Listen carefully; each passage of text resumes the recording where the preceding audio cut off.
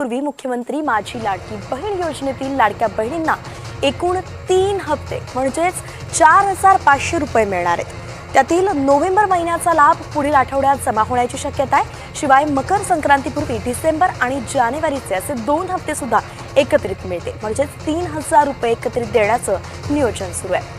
वरिष्ठ अधिकाऱ्यांनी खरं तर ही माहिती दिलेली आहे। लाडकी बहीण योजनेचा लाभ सुरू ठेवण्यासाठी ई-केवायसी बंधनकारक करण्यात आलेली आहे आणि त्यासाठी 31 डिसेंबरची मुदत सरकारकडून दिली गेली आहे। पण आता सुरू असलेल्या महापालिका निवडणुका आणि आगामी जिल्हा परिषदेच्या निवडणुकांमुळे ई-केवायसीला पुढे आणखी 1 महिन्याची मुदतवाढही मिळू शकते।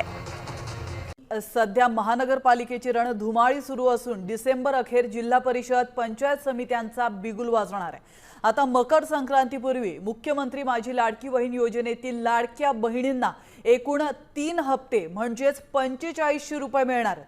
त्यातील नोव्हेंबर महिन्याचा लाभ पुढील आठवड्यात जमा होणार आहे।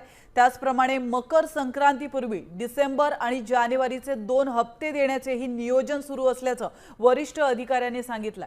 तर निवडणुकांमुळे ई-केवायसीला पुढे आणखी 1 महिन्याची मुदतवाढ मिळू शकते।